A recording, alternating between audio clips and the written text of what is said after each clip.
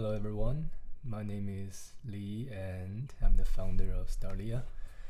So this is my first session, and why I'm doing this is because I was talking to Marina, like she's part of the team, and I told her I was designing with AI, like cloud AI, and I happen to have Fable back, so I was trying Fable. So the overall experience was very interesting and recharging, even inspiring for me. So I felt very, very nice, and I told her about how I felt and what we chat about. And her first reaction was, why don't you just use OpenClaw or MaxClaw and just type one line and wait for 2 hours and come back to check the result? Like why do you have to sit there and chat with Fable in cloud every few minutes? Like that feels like defeating the purpose of using AI. Then I thought about it. Oh, like what I really enjoy is actually the small design discussion, and those things are valuable because design is such a long-term thing, and it comprises of many small steps, and all these steps they accumulate. They're not in parallel. Like one design choice is built on top of the other. So if we don't make a very first step right, only if we only make 1% of the error on the first step, as we carry on step by steps, all these 1% off will be amplified exponentially. So by the 10th step, you will be like 3 times, 4 times off. Yeah, that's why I think it's really important to get everything right from a engineering point of view, because the worst thing for the designer or for the builder to see is by the end they see a completely wrong architecture, and the cost for fix that is dramatic. So I was working at Meta and Google, so very involved in all this design review process. I know how critical they are and how careful how carefully people treated this, and that came with a reason. On the other side, from a product point of view, it's also important to know what you are building, not only on the surface level. Like the PRD is very important for sure, but the PRD is like way less sufficient when you are talking to a real customer. Like they will have deeper question, like when they use the product, when they feel the feature, they might know more than you do. And if they reach out to say, hey, like I feel this feature has some like incompleteness or some bug in it, and then you don't know how these features are built or like what's the design principle behind it, that's a very awkward moment.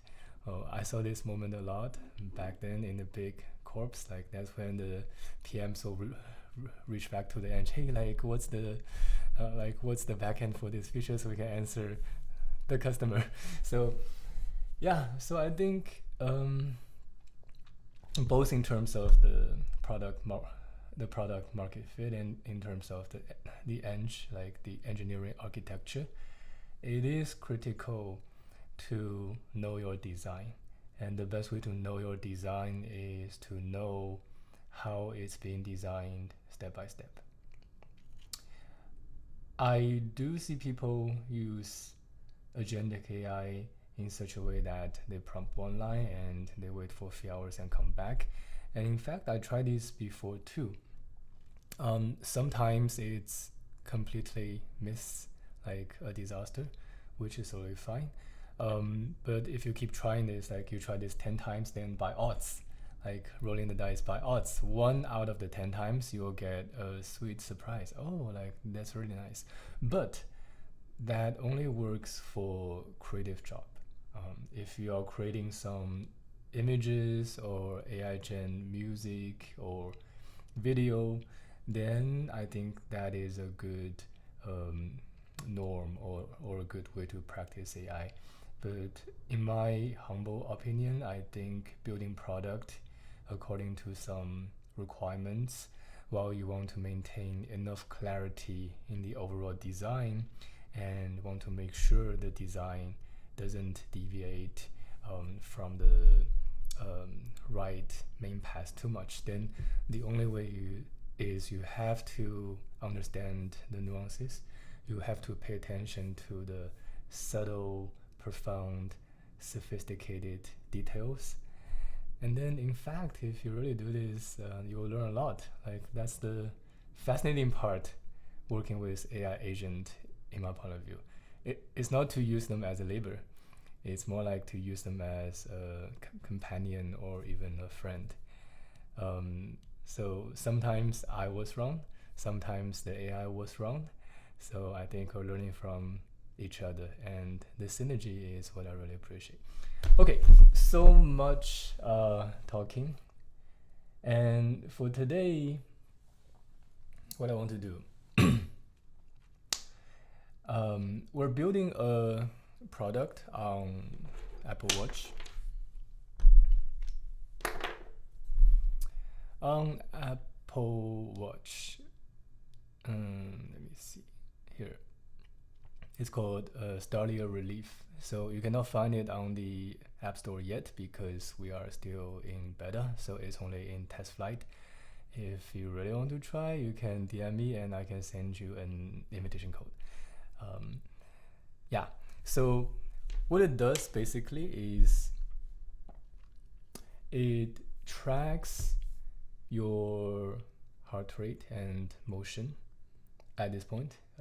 In the future, it will be more, but for now, we only have like the main metrics we're using is the heart rate and the motion because these are the only near real-time metrics we can get.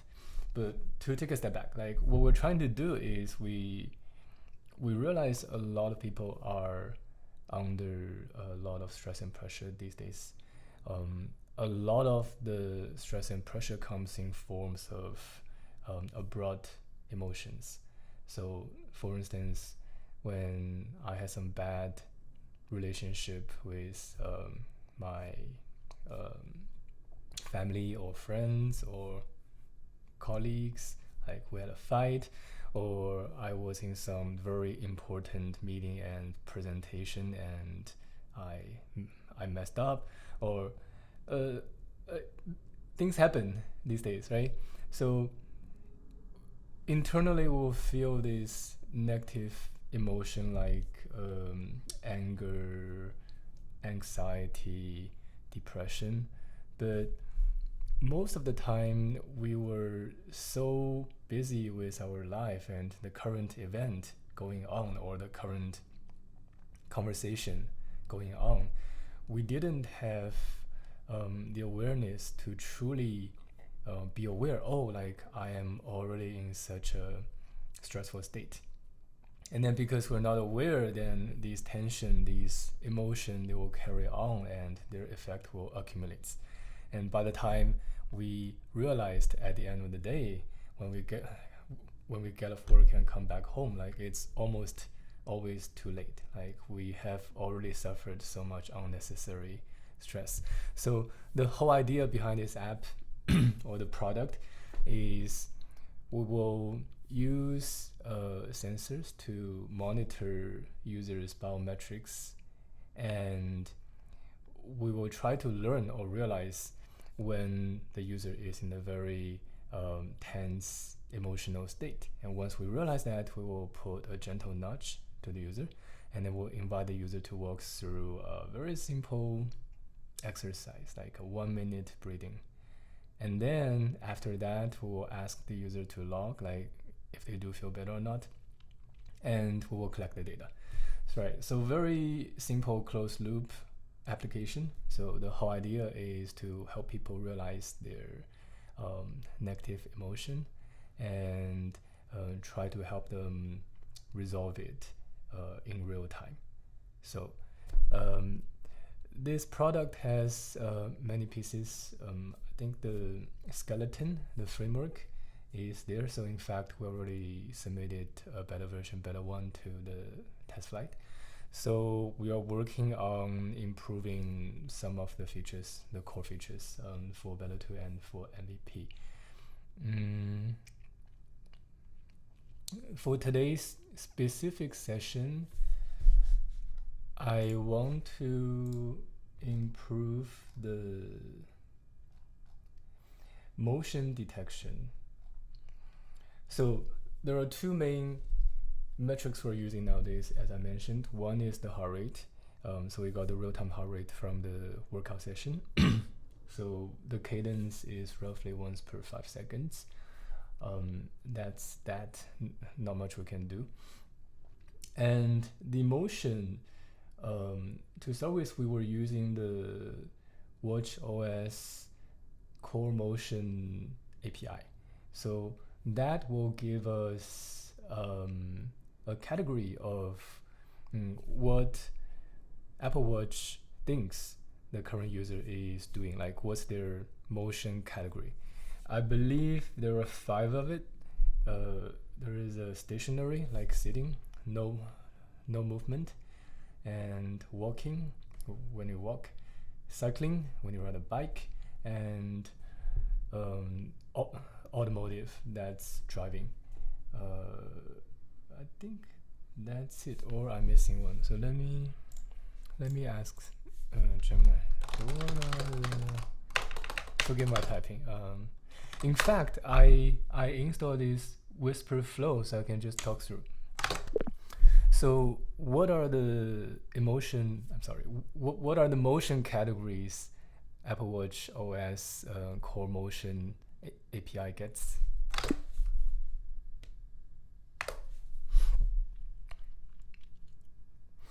Sometimes it's nil, so it's unknown.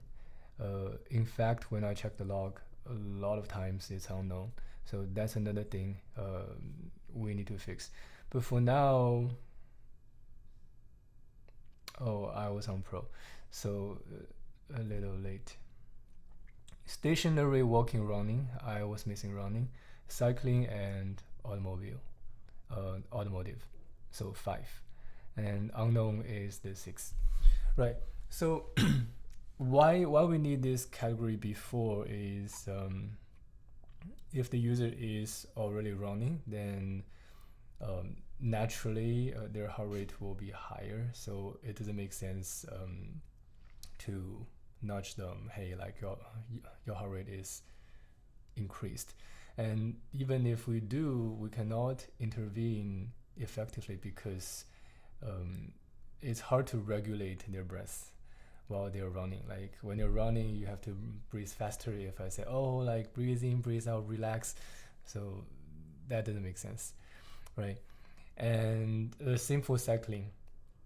So in the original design, we only enabled the anomaly detection, the motion detection for stationary and unknown, and we didn't do the rest. So for walking, running, cycling, and automotive, we muted it. It's not very ideal because first of all, this is an internal flag by Apple, so it's not very accurate. I know it because I checked the log. Like sometimes I was walking or I was running, so it didn't really find the right state. And many times, I would say around 20% of the time, it's unknown. So the classifier is not very efficient. And the second is about latency. The delay is huge.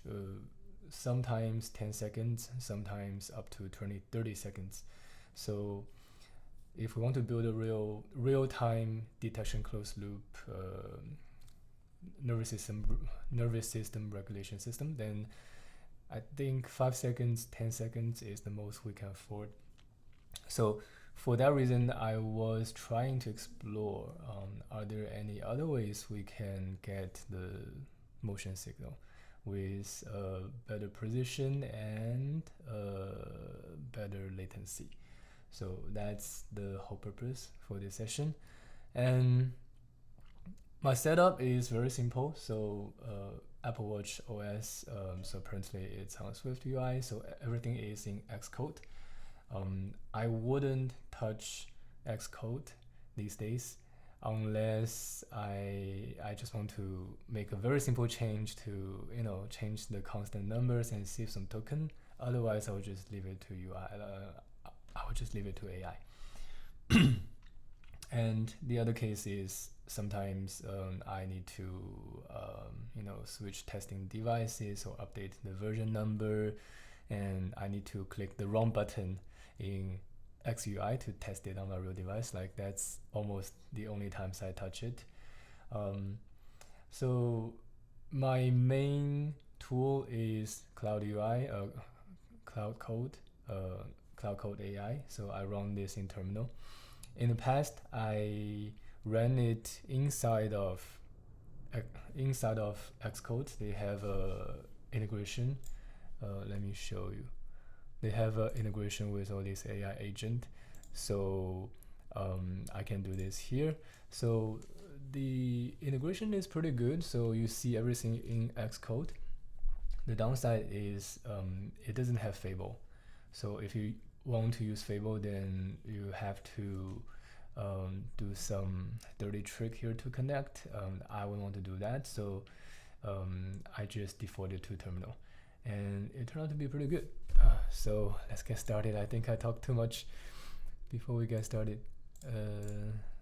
So forget about this Xcode. I will just pull out I'll pull out Gemini on my left for normal questions to save my cloud token, since Fable is a monster. We'll see that. Alright, so this is my folder. All the code and docs are here. And then the important ones are the cloud.md and spec.md.prd. So this doc, AI will read again and again, and all the updates will be there. So that's the ground truth, and I communicate with AI. So I know the current process, what's the current progress, where we are, what's next. And I'm sorry for my typo. Sometimes I type too fast, then the letters will swap.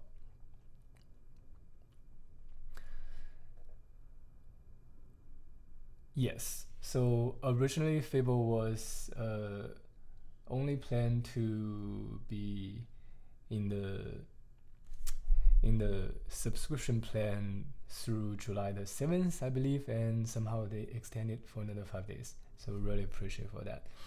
The other thing I constantly do on the site is I track my AI usage from my web UI. So I know how much token it burns. Let me do it here, like this. Yeah.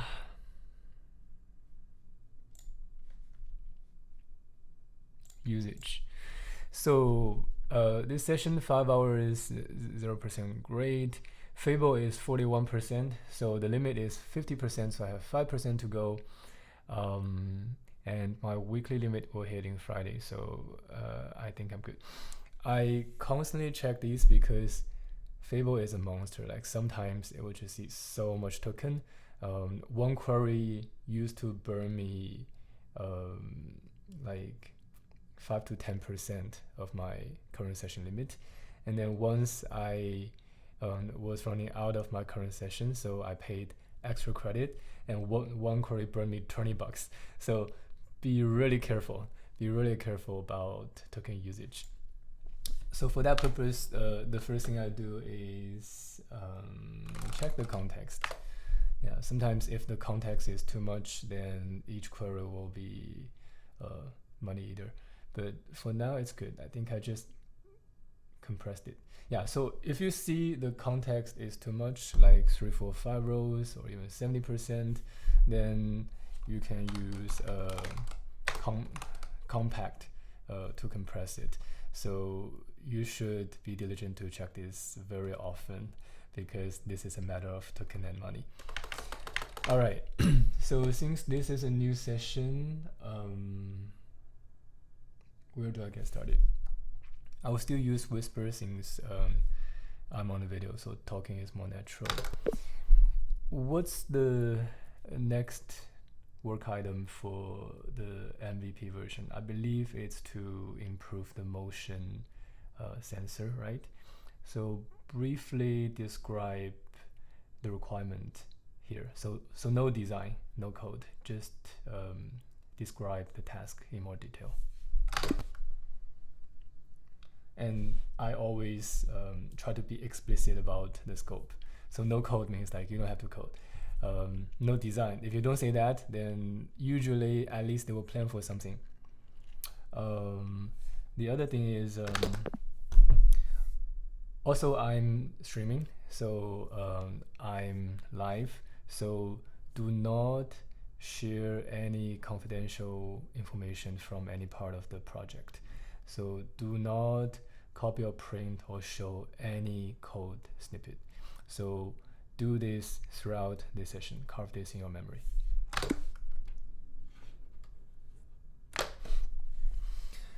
Yeah, so I think for this point there is nothing to hide, but still, like we have a corp and we have a company, so this is a private repo. So I want to be more deliberate, right? So be careful about privacy and copyright. For the MD, like for the high level requirements, like what the app does, what are the current works and future work, I think it's okay. I will talk about them anyway. But sometimes Fable will just print all this code and which line I deleted, which line I added, red and green. I appreciate the transparency, but sometimes it's not necessary. Yeah, and for this session, I really do want to hide the code. Streaming rule to memory as asked. So I hope this font is enough for you to read. If not, I can double check my screen. Yes, I think it's good enough. Yeah, and as it runs, you can refresh your UI to see the current usage. This is already 4%. That's so much. That's one thing I don't like Fable. So I think if I use Sonnet or Opus, it will be much more cost efficient, conservative. Fable is a monster, as I mentioned. Raw IMU motion suppression gate.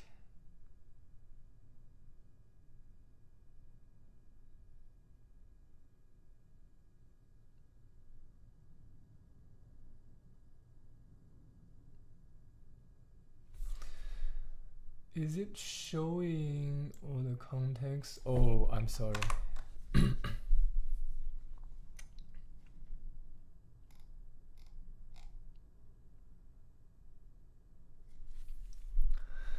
The problem,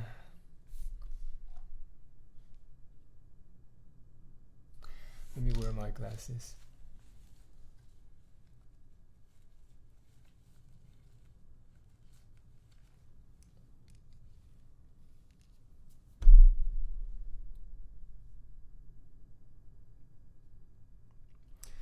The problem is detection is currently gated on the OS activity classifier. So that was the core motion 5 category I showed you before. So it comes with a 10 seconds smoothing, so the delay is large, the lag is large. We will skip false positive because of the lag. Because when the heart rate rises the moment I start walking, the motion state hasn't caught up. So that's how we miss. That is important. This was confirmed on device. Yes, we have the log, we check the log, so this is not fantasy, it's real. V1 is fine, but we want to improve it in MVP. So the proposal is to replace the OS activity classifier with a gate computed directly from the raw accelerometer stream the app already samples. The key signal is the rolling variance of movement magnitude over a short window. High variance means the wrist is in motion or the wrist still. Yes. The challenge, right? So we have to define the threshold. So what is a real move versus not? The driven tuning is possible. So is stated in the logs. Success criteria for longs in the simulated bucket. Okay.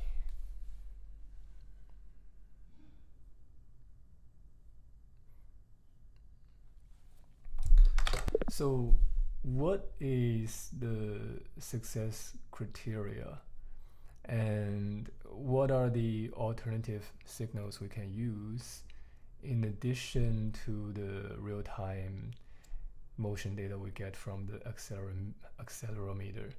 Are there any APIs or signals we can get? So in fact, when we were working on the contextual signal, we already logged a lot of motion signal, including their magnitude variance. So can you print a table for what we already have?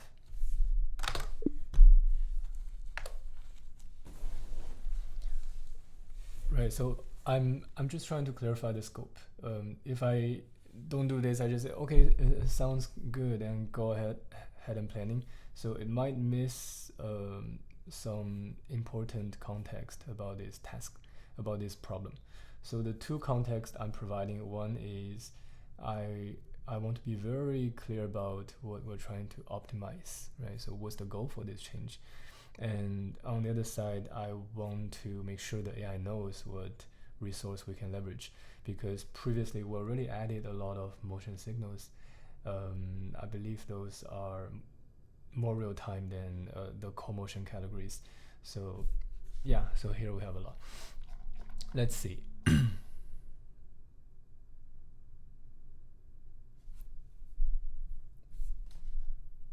The spec doc says the strategy doc defines the strategy of exit criteria for the whole MVP bucket.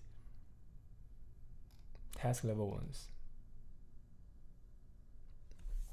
Movement false positive significantly reduced. Gate latency from 10 seconds to 1 second. No flapping, no lost true positives. This is a quality constraint, so it wants the record to stay the same. So merely improving precision, it's hard, but for this task, when we're only changing the infer by adding more signal, it's doable. Validated offline. You know, sometimes it says a lot, and I don't have the patience to read it all. So I would just say too long didn't read. The important ones I can capture. The battery downstream evidence go.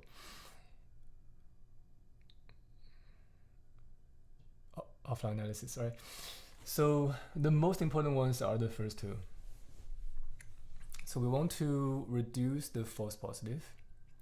A false positive is when we believe there is an anomaly in their internal state, or we believe the user is in an unstable, angry stage, and we nudge them, and they realize, oh, like I'm totally fine, like I'm peaceful, like there was nothing wrong.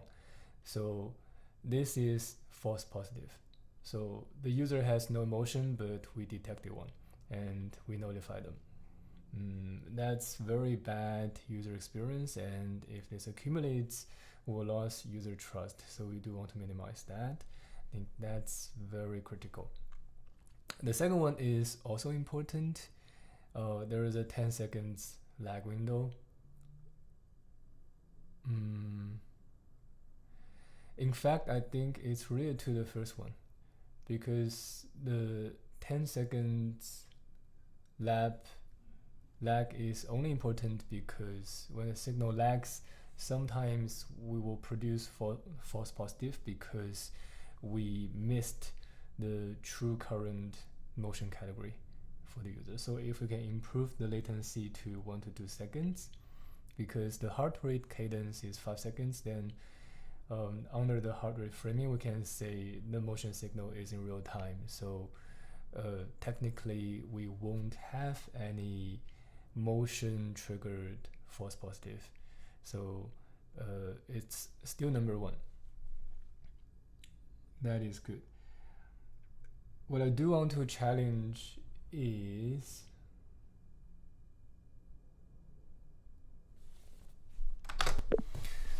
can you give me a concrete example of false positive? So for instance, if the user was stationary for half an hour and they suddenly stand up and started to walk, and then there is a sudden lift on the HR and we detected it, is this what we want to detect or not? So that's the first question. Basically, I'm clarifying what is a true positive before we clarify what is a false positive, right? So in that case, the user does stand up and they do walk and their heart rate will rise. So they do feel an internal surge, more or less, because our body and mind are connected. So in that case, do we define that is something we need to flag or not, right? So we need to know what is a true positive before we can define what is a false positive. And while that's for the first category, the motion signals are already logged. We have a bunch. A brief description, their cadence and source and gate relevance. This is the original ones we're using. And then all the rest I believe are from the ACU unit. So all these accelerometer, variance magnitude, dominating axis, these we already have. And wrist pitch is the degree or the angle of the watch surface, like where the watch is facing, like downwards or upwards, like from minus 90 degree to positive 90 degree. That's useful. Cadence SPM, this is a step. This is a step cadence, like step per minute, I believe. Pushes while walking. So if you don't walk, you don't have this. Yes, this can learn if you're walking or not. Wrist face up at onset. So that is less relevant. So basically all the ACU, variance magnitude axis, and wrist pitch degree, and some step metadata. That's all we have. So let's clarify the first question, because I think that's a product design question.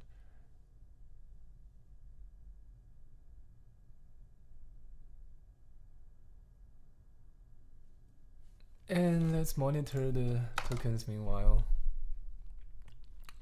7% is not bad. So while the AI is thinking, I usually think by myself, right? So our claim is we'll capture all these user emotions where they reflect in the form of physiological metric movement.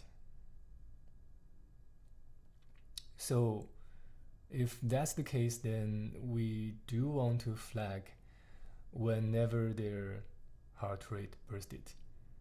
Because whenever their heart rate has a subtle change from a lower number to a higher number, that means they have a sudden change in their body. And that sudden change almost always come with some internal feeling change. Some feelings might be more recognizable than the others. For instance, anger, right? It's very obvious. Like I was sitting here, but I was mad at someone, then all at a sudden I lost control of myself, then my heart rate bursts. Some are more subtle. Like while I was sitting for 1 hour and suddenly stand up, I could still feel a flash of fatigue or like anxiety, like being annoyed very shortly. It's hard to label the feeling or emotion. Normally, people wouldn't even call this an emotion, but that surge, that emotional surge, is there. So the true question is: do we want to capture that, or do we want to mute it and forget about it? That's my take, and let's see what AI said.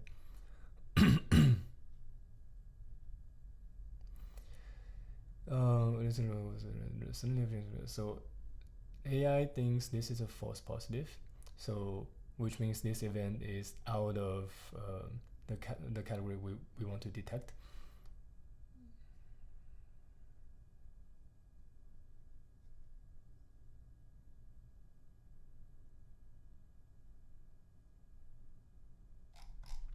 So he is still thinking in terms of the numbers, in terms of the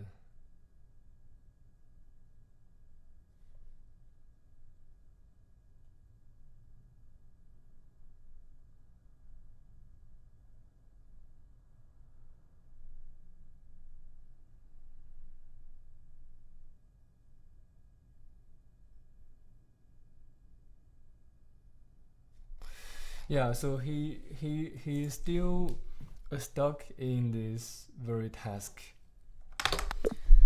Forget about the current task. Forget about the current limitation of the motion detection and how we want to improve it for now. Let's take a step back and zoom out.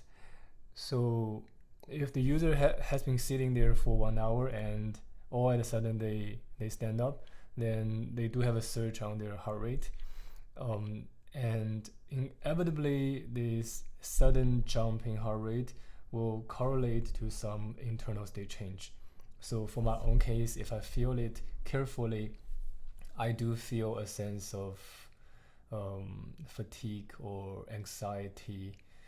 So from a product design, like from a product positioning point of view, do you feel this is something we should capture and notify the user? So forget about the eng or design problem for now. So it's a product question. So these moments are what I feel important, because usually if I were an AI or eng, I would just deep dive. Oh, like this is a problem. To solve this, I have to collect what resources, and I dive deeper one level and to figure out what are the options, pros and cons, and then I go one level deeper and code. But in real life, whenever we want to build something that is truly useful for real customers, like to really improve the community, then many times we need to zoom out.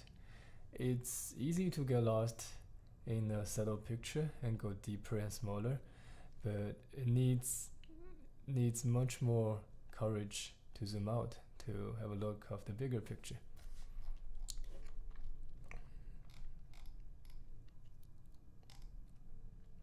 Split verdict. He said we should capture it. No, we don't notify on it via the HR search.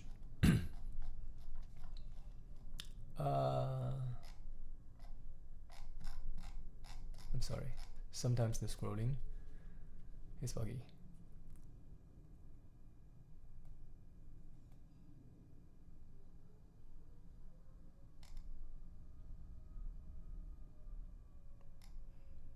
Right. The reasoning matters more than the verdict.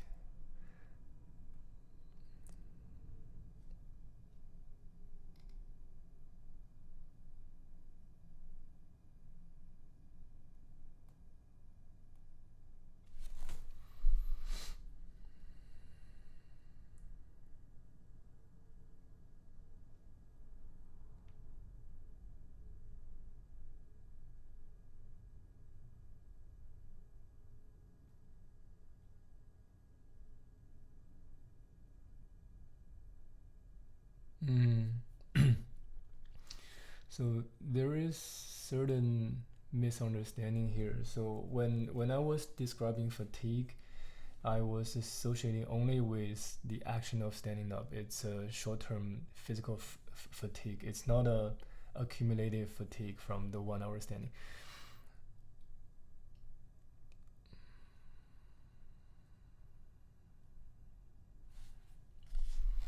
Okay, too long didn't read. The positioning argument is important, so let's read that. Zoom out to what makes a worse existing. Oh, so this is based on the wrong assumption. When I was saying fatigue, it's not accumulative fatigue from the past 1 hour sitting.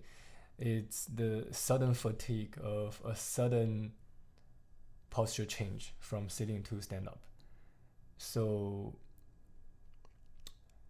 if you take a step back, right? So to think it in a more generic way, if the user switch their state from state A to state B, and then the switching involves a sudden HR peak, then almost always on that switch, there is a lot of internal state change, internal energy flowing, internal body posture change, body structure change, movement change, and all these are not inseparable from the mental state or the internal state. So more or less, their internal will feel something. It's almost the same as a strong emotion as anger or anxiety. It's just we don't we're not trained to pay attention to that much. So we might not have a good English word to describe it. So my question is, for that sudden internal state change where we can capture by our current system, is it worth reporting as an anomaly to the user?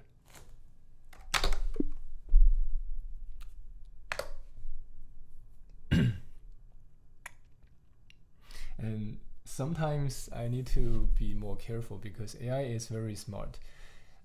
They can sense which direction I want to go. So if I only have a little bit of bias, then like after 3 conversations, the bias will be very prominent to the AI. So they will learn and they will converge with my choice, like just to please me.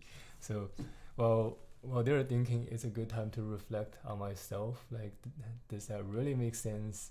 Like when a regular user really just suddenly stood up or like just go to the toilet to pee, do we really want to nudge them?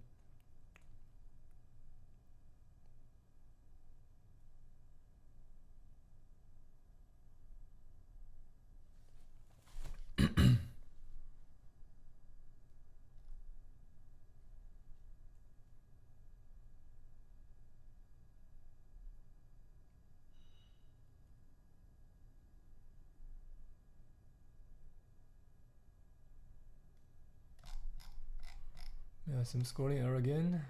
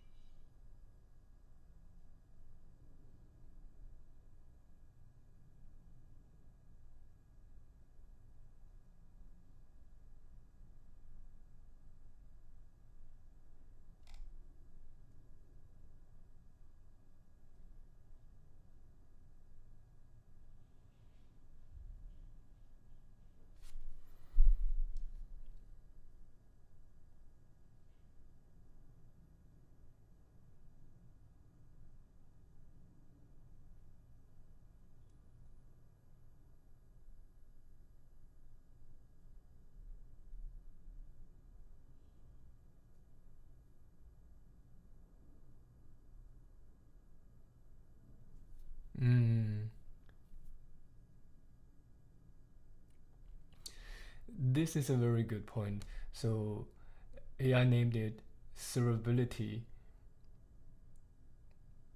Basically, the statement is like when you suddenly stand up, then the surge is just a one-time thing, so it corresponds to the motion, so it has less chronic effects, so it's not long-lasting, and it has less meaning, so it's less meaningful to the user. So even if we don't interfere, this will be gone like in 30 seconds. So the meaning for the whole closed loop to kick in and then to walk them through an breathing exercise and to calm down is less useful because their heart rate will drop anyway.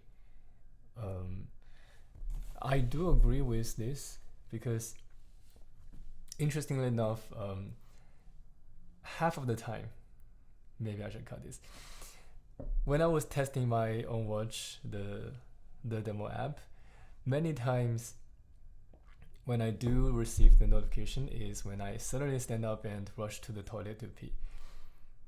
And the haptics to guide me through the breathing will kick in right before I started to pee.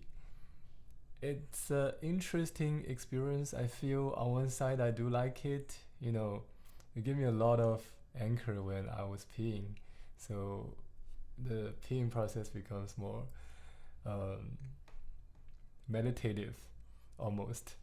But on the other side, I do feel a little awkward. Like, what will a real user need that, or is this a meaningful detection for me?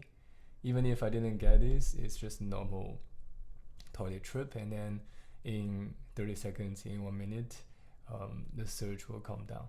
So that's also okay. Let me read through.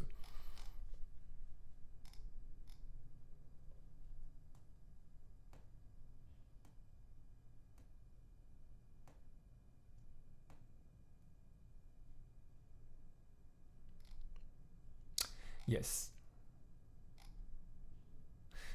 So this is the aha moment during AI design review conversation. So you see things from different angles and you find new dimensions, and then sometimes you challenge the AI and sometimes you get challenged.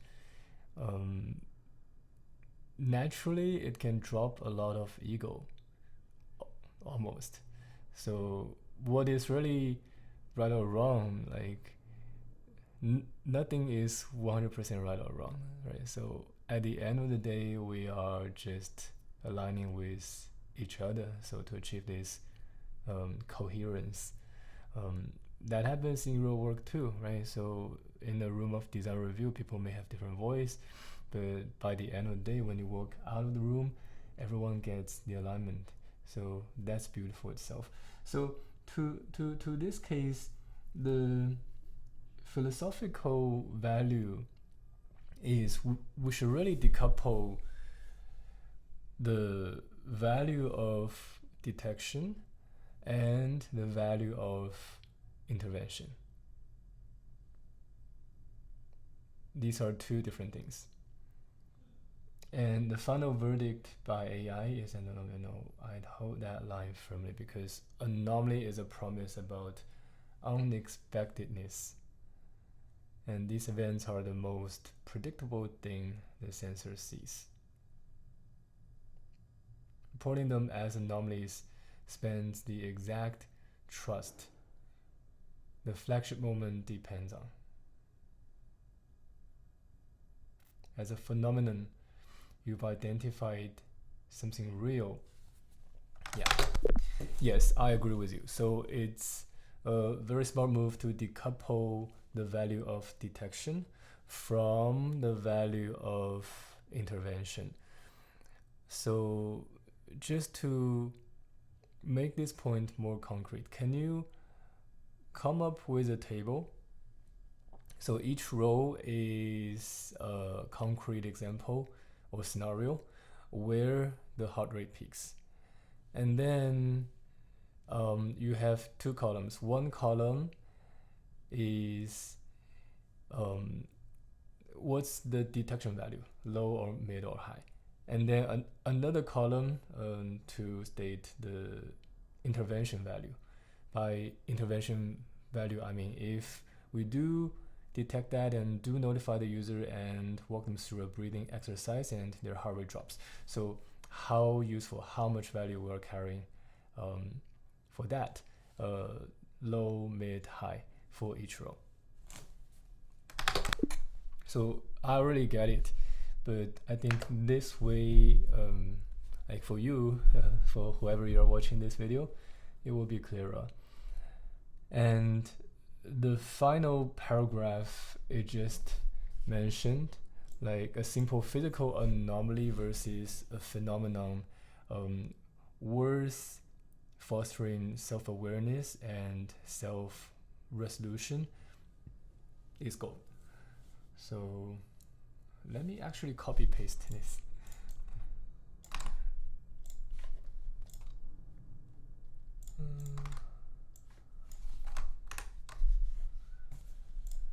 All right, are we still recording? I'm sorry, my room is so dark now. I didn't even know. Cool. And how long have we been recording? I'm pretty new to this, so I don't know.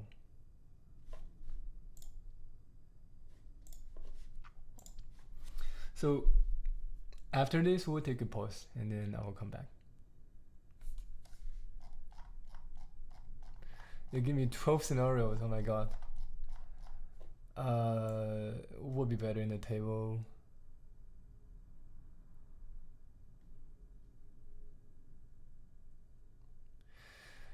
If it's a truly stressful email while sitting still, then detection value is high.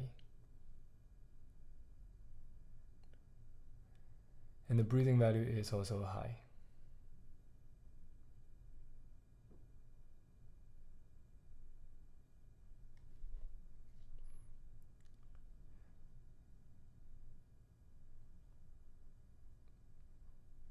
So silent anxiety, high, high. Heated argument, angry conversation, the bus value is mid. They probably know someone knows, someone doesn't. So it's mid, fair. Intervention is high. 5 minutes before presentation, nervous, building, yes, it's probably low, they already know. Intervention value is high. Startle, near missing traffic, sudden loud bang.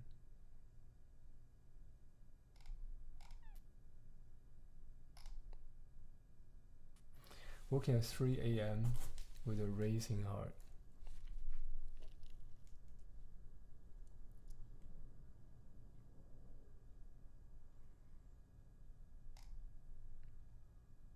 Caffeine. Genuine excitement.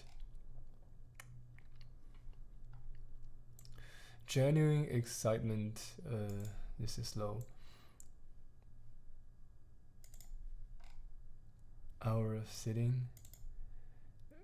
My apologies, since I was planning to rush into the design and code something, like actually system design and coding, but it turned out the product question is taking longer, but I think it's worth it because these are the top level things we have to get right.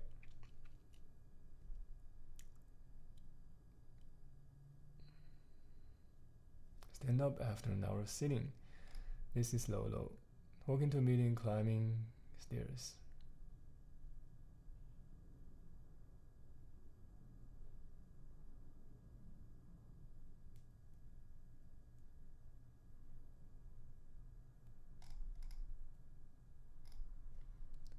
Sit down after a brisk walk.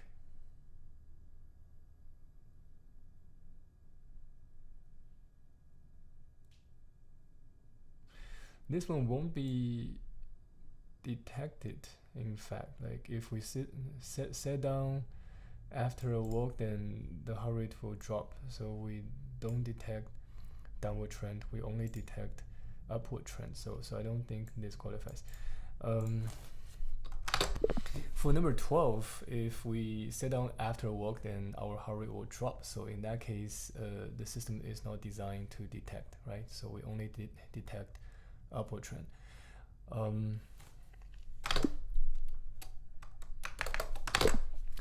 This is a very good analysis. So print all these 12 rows in a concrete table, so like a real table, and then add another column to mark the emotion type associated with. So sometimes it's clear, like it's anxiety or anger, irritation. Sometimes if there is no obvious English word for that, you can put a proxy or just say not available. Yeah, so print the table, like in the real table format.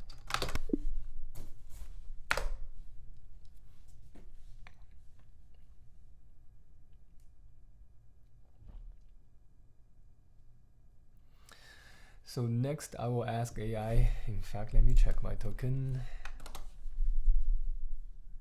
16%, not too bad.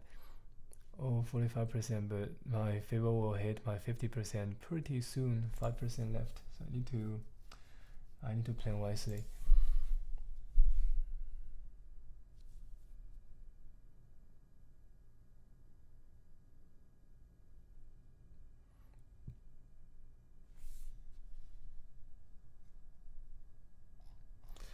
It used to have tables, but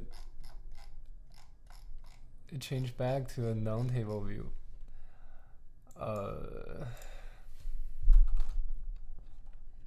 This is where I frustrate a little bit.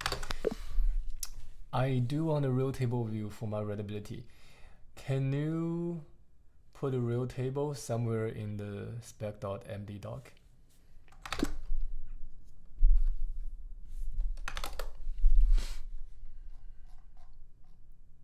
So the next question I want to clarify is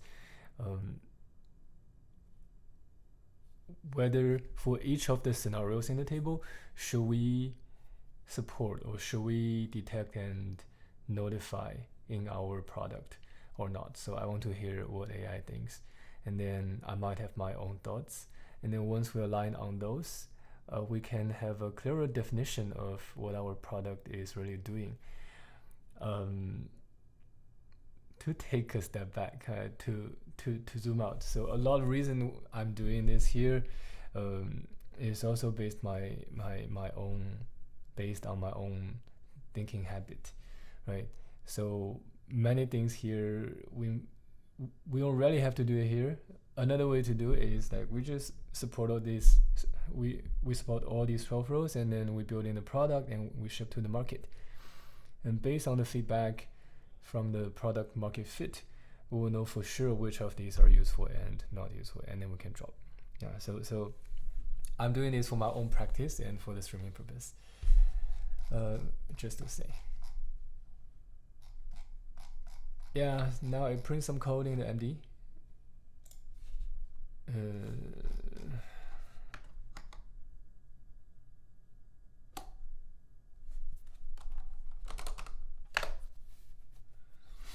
It asked me if I want to proceed. I was switching mode, but I don't know if it get it. Oh, so it says it get it. Actually, I want to stop.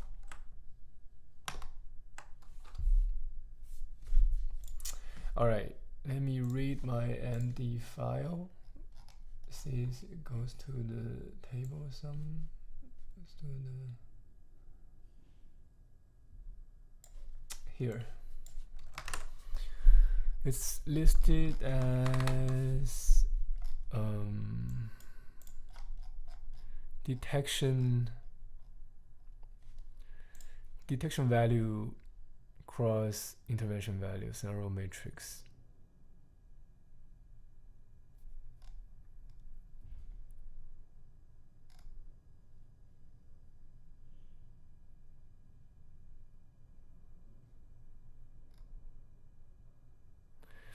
Auto nudge.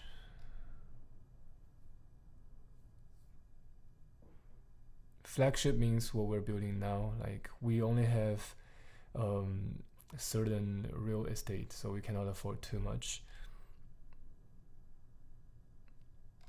We also support a feature called manual check-in, meaning that even the detection didn't detect it, the user can manually double tap on the screen to enter the intervention exercise, like going through the mindfulness practice, follow the haptics to do a breathing.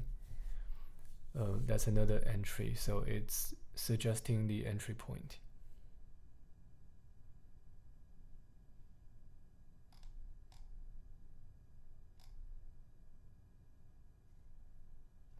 Notify plus label only.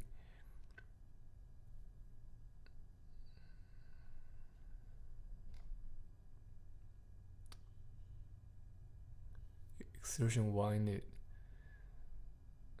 Walk into a meeting.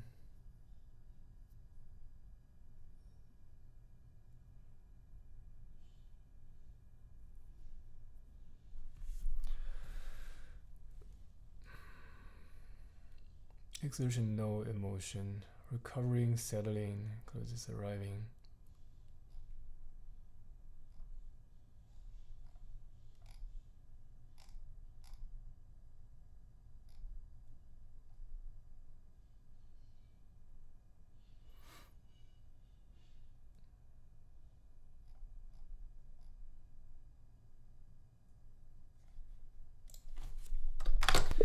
This is a very good start. Can we add one more column to say if it's already supported in the current MVP? Because in the current code, we support 7 emojis, right? So I want to see how much these two sets overlap. So on this table, we have 12 rows. In the current app, we have 7 emojis we do capture. So how much of these overlap, and how many are only on this list, and how many are only in the current tab? Sorry.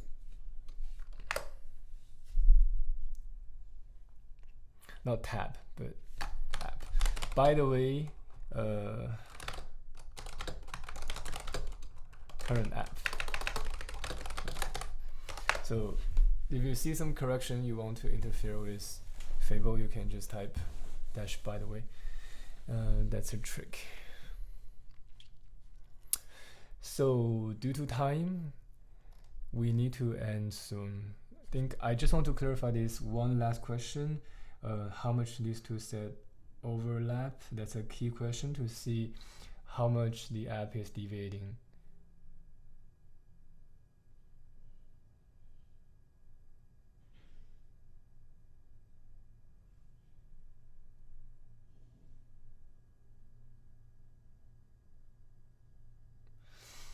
That is great. So that means our current emoji is pretty comprehensive. With proxy mapping, Startle is okay.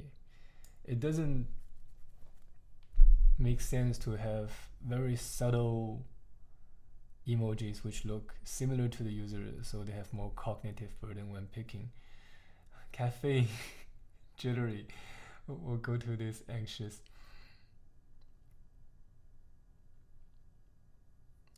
Posture transition shift. Posture transition shift.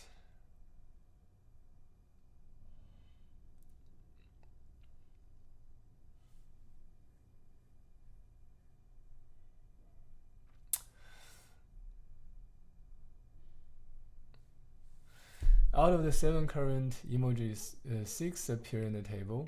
1 does not. The only one that does not is the sad. No scenario will describe a sadness-driven. Grief waves and crying do spike HR. Yeah, so I think then he added another row. No, he didn't add it.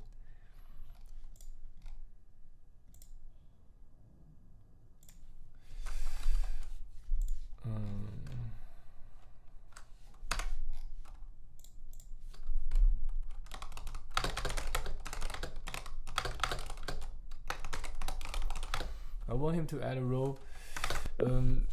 My bigger question is, if two scenarios share the same emoji, but one scenario requested an intervention because intervention is high value, and another scenario does not require intervention because the value of intervention is low. In this case, what do we do? So this question rides on the boundary of product design and coding design or system design. This is also a very good testing question for the AI, like to see if they're smart enough to switch gears from a purely high level discussion to high level, mid level, overlapping question scope.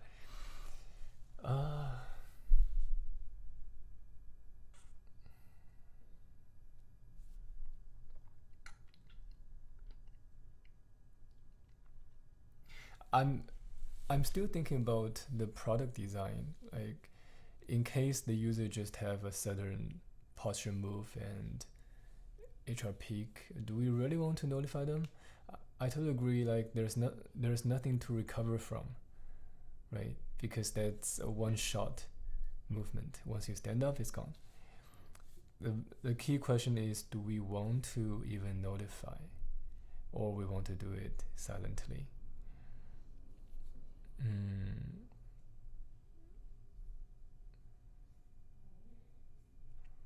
That is a big problem because it will determine the scope, like what this app is really doing. So it determines the positioning of the product, the claims, like what pain point is trying to solve for the end user, and it determines the product market fit. That's why it's important. Let's see.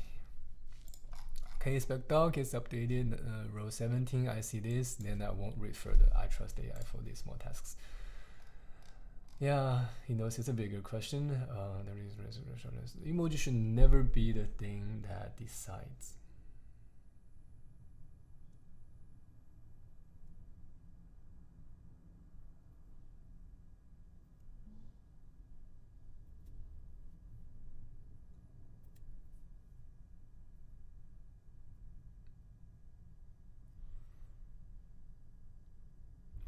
The divergence must be resolved before the label exists.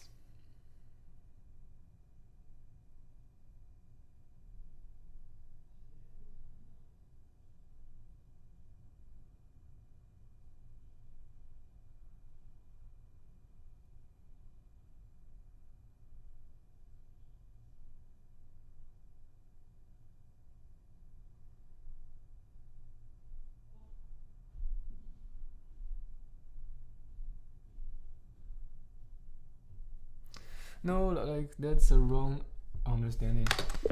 I disagree with you. So the emoji picker appears at the very beginning of the intervention. In fact, nowadays, if the user pick the smiling face, I'm fine, we will completely exit early and drop the haptic intervention below. So from a system architecture point of view, these two are separate. Yeah, so I have to correct AI sometimes. They miss the ground truth. And when you disagree with AI, you have to be very firm. Yeah. So again, technically it's doable. So technically it's totally doable to nudge the user for a label, and then based on more context, like if they're simply walking or like during heavy exercise, we can determine to drop the intervention altogether. But then it creates an inconsistent UX, like user experience, because if I were the user, I pick the same emoji. Sometimes I need to do a breathing exercise. Sometimes it just ends. Like that will feel very awkward.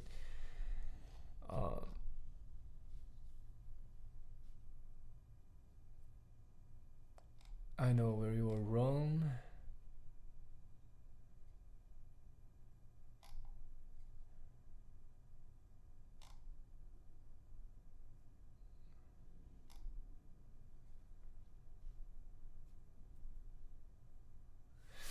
Divergence correlates with context. That's what I was saying.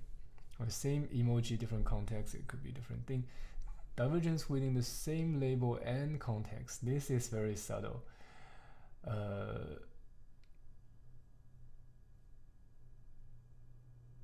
Label whose majority does not want the intervention. Exactly routed. Okay. Then my key question is, if for the same emoji, sometimes we continue with haptic practice, haptic breathing practice. Sometimes we terminate early. So from a user's point of view, would it be a very inconsistent and weird user experience? My intuition is it would, and from a product design point of view, we should avoid that.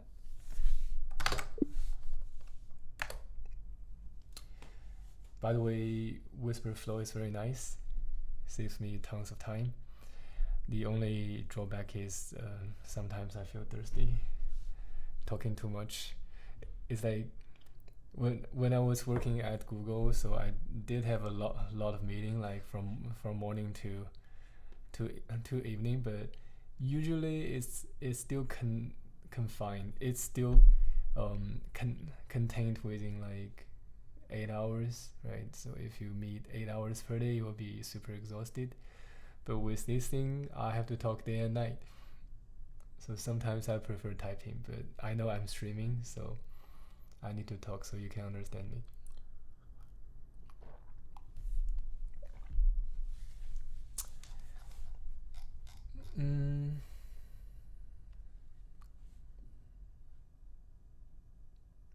The same tap must always produce the same behavior. Yes, that's my instinct too.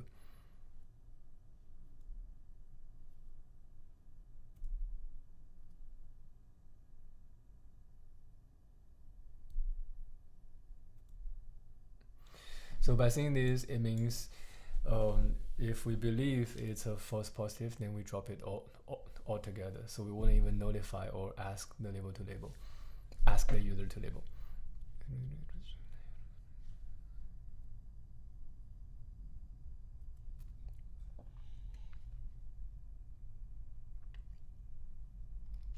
User experience inconsistency in responses to their actions, not in which moment the system initiates. Fair?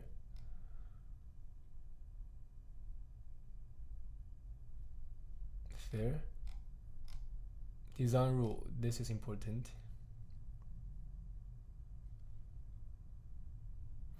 Upstream of the haptic detection, be as adaptive and context dependent as you like. Motion gates, quiet hours, personalized thresholds, blah blah blah. Fair. Downstream of a user tap, once the user pick, label to action is a pure function. It cannot diverge. I agree. That clarity is critical. Within intervention, variation is fine only if user chosen or per label fixed. It's saying if the user choose different emoji, we have different exercise, or the breathing pattern is a little different, a little different is fine. Or if in the future we have a setup, we have a configuration to say customize my resolution exercise based on my context, then maybe even for the same emoji pick, they can still choose, we can still customize, but that's not for now.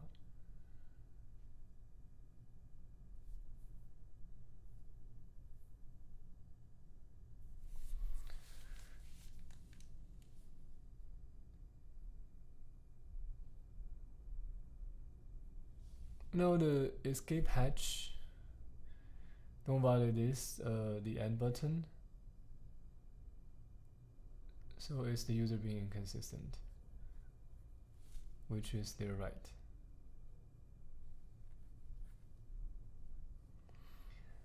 It's talking about the end session button. I don't fully get the logic behind it, but it's okay. the other thing I learned to discuss with AI is you don't have to understand every little thing they're thinking. First of all, they're not 100% consistent, so some little things it might be hairy. And on the other hand, it just doesn't worth the energy. Like once you get the big picture, identify the critical thinking path and follow that. And the rest, too long didn't read Israel.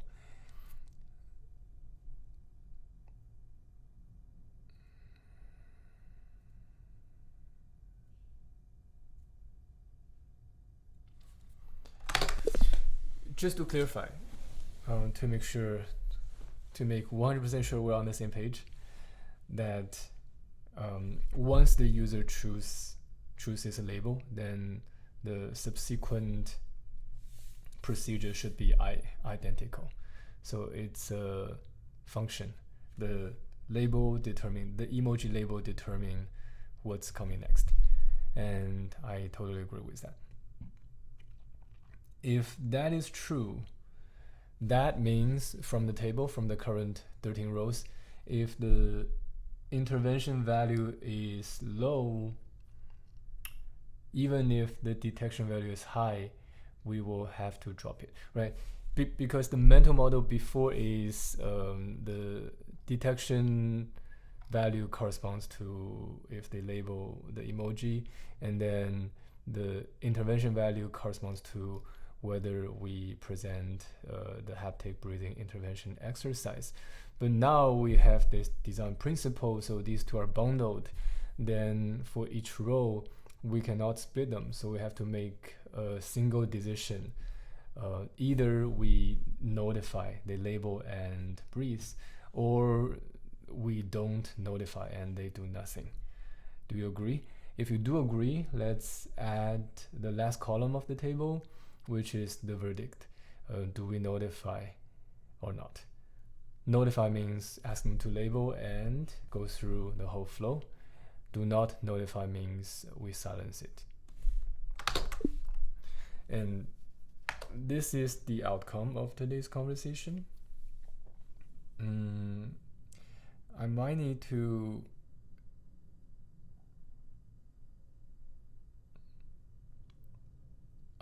to distill this further.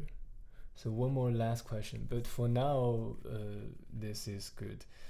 This will complete the scenario table, and this greatly clarified the product statement and boundary, like when do we want to interfere and when do we not want to, and what we believe will bring the most value to the user. So I think it's very fruitful.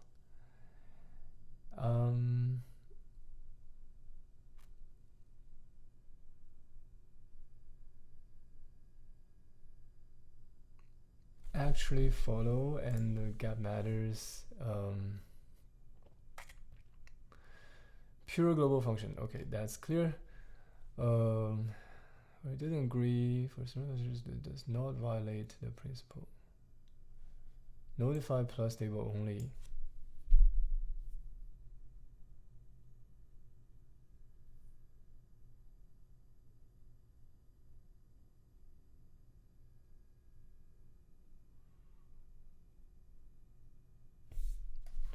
Wait.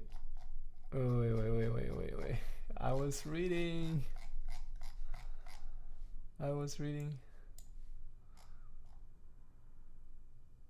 Huh? Are we even on the same page? What's happening? That's a terminal problem.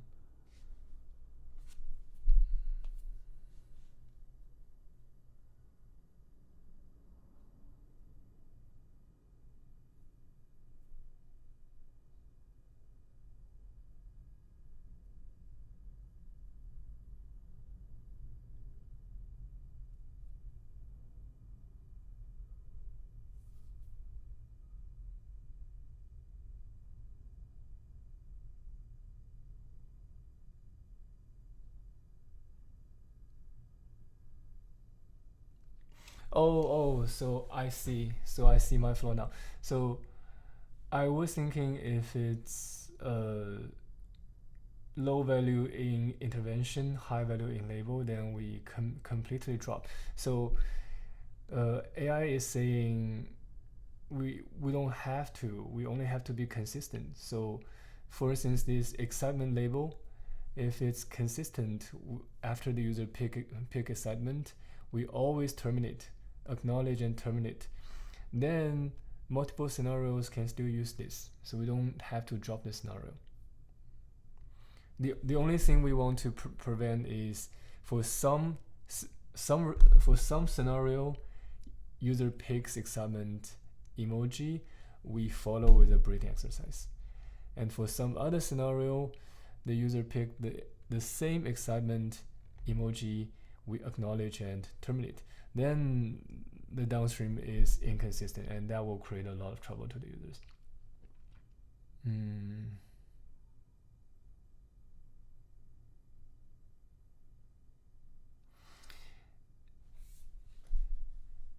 Yes, that's what I mentioned. Wait.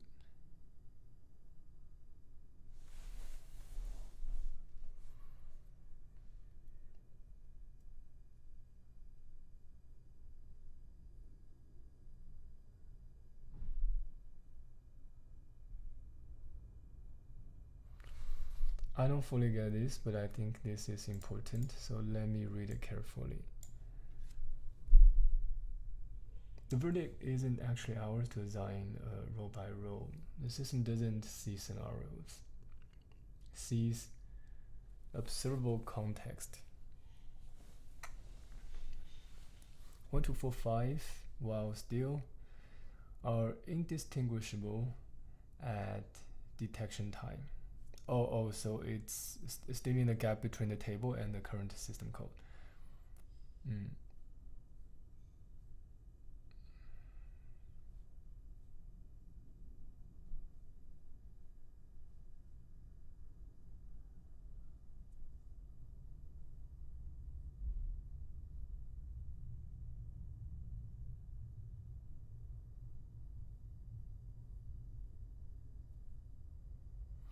And the value in your columns describe how the notification lands, not what the system can choose. That's true. Row gets notified as unavoidable. Got you. That makes sense. But that does change my last question, because I thought the verdict is universal. Just do all or drop all. But that's different now. So I do need a clearer mapping. Let me see what's current.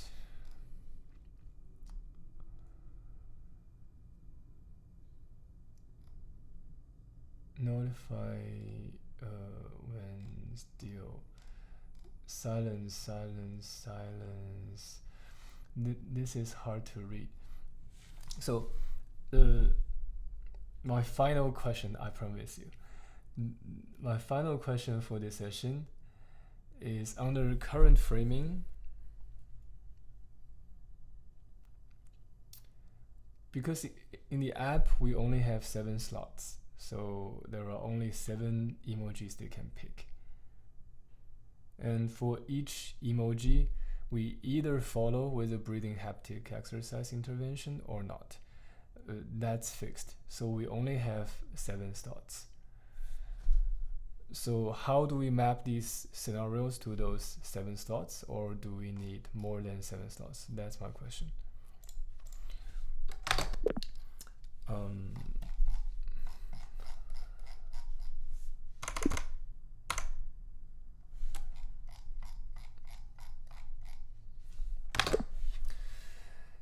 Let's take a step back. So from the UI's point of view, we only have 7 emojis, so only 7 labels, 7 slots.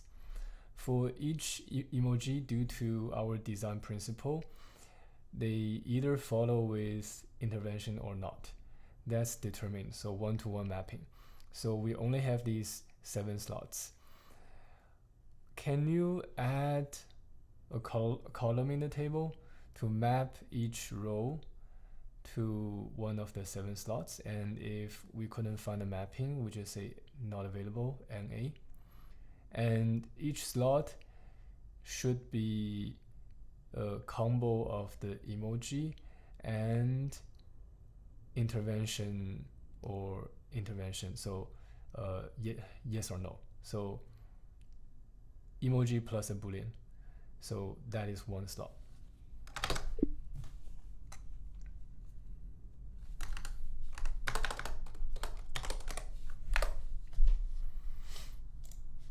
Meanwhile, let's look at this auto notify verdict. We notify, and it's also stating 1, 2, like conceptually why some of these rows collapse because our system lacks the signals to distinguish between them, which is fine. Too long didn't read. I know that happens.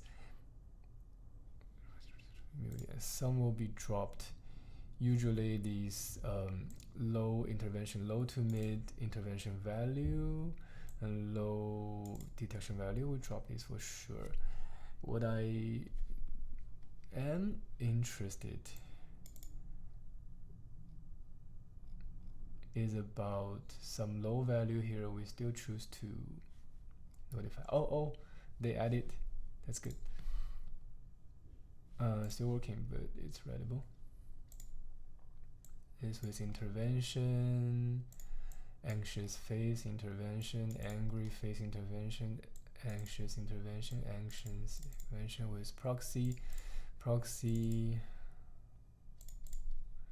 because detection value is low. But for the intervention, we still ask for the labeling. That's okay.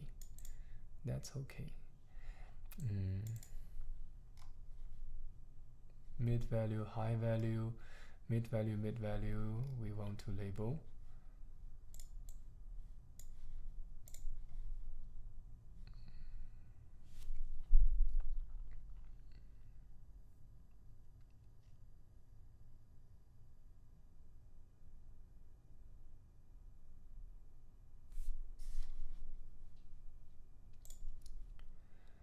Every NA is structural because these are silenced, so that's great.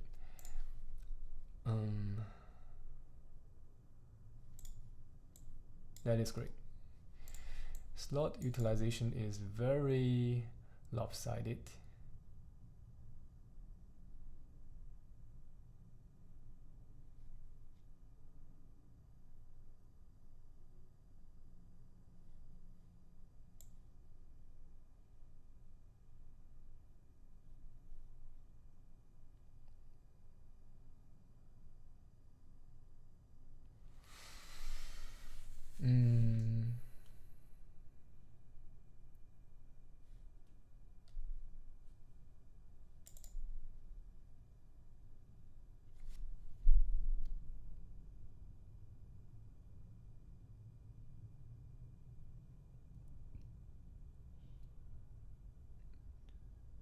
Yes.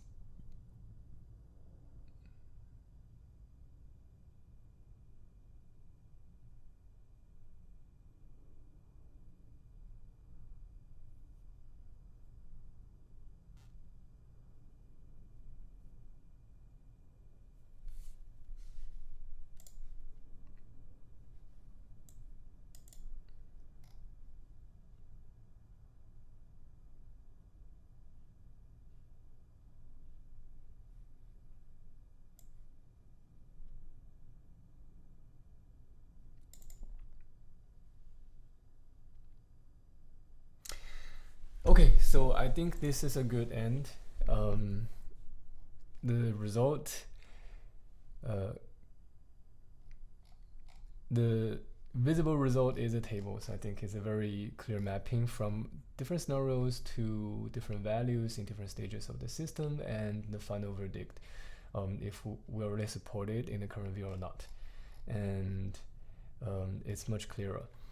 So I promised to kind of implied the promise to jump into coding, or at least the system coding design, which we didn't have time to come to yet. But next time we will dive into that. So again, I'm Lee. I'm working on my project of Starlia. So if you're interested or have any questions, please subscribe or DM me. And thank you for watching. Until next time.